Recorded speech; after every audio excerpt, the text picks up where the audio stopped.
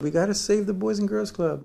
Some 75 children fill the San Benito Boys and Girls Club each day after school. They receive tutoring and a helping hand with homework, then participate in activities from arts and crafts to dodgeball. But all that could soon come to a screeching halt. Boys and Girls Club Board President Tommy Ramirez, also the chief at the Darrell Hester Detention Center in San Benito, says there is only enough money in the bank to run operations for about 120 days. He says there's been steep cuts in state funding and especially city funding. This year, the city only budgeted $9,000 for the club, which has an operating budget of about $110,000 per year. But I think there's something called reallocation of funds.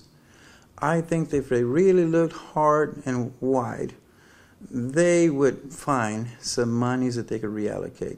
Maybe there's a few potholes we won't fill this year in order to help the club a little bit. Ramirez says the Boys and Girls Club is so much more than just an expense for the city. He says it's a safe and fun haven for children in the community, some that otherwise would be out on the streets. According to Ramirez, who's headed the Juvenile Detention Center for the past 10 years, youth that is not involved in after-school or extracurricular activities are 3 to 4 times more likely to become criminals than those who are.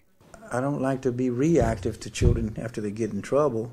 We're trying to do some proactive things in the community so the kids never end up in our system, locked up and in prison and things like that. Prevention team leader Jacqueline Tovar says they've been tracking children's attendance and grades and rewarding them for meeting certain goals in hopes they'll learn to value education and about good behavior at school and at home. They tell us, like, oh, miss, I got in trouble at school today. Well, what did you do? And maybe you can learn from that and do better and know right from wrong. Like, you're not supposed to talk back. You're not supposed to fight. You're not supposed to do this. So, of course, we tell them the consequences. Ramirez says he himself is a product of the Boys and Girls Club and says if the establishment in San Benito is forced to close after more than 40 years of serving the community, if they still don't see the picture, then it's a sad day for San Benito.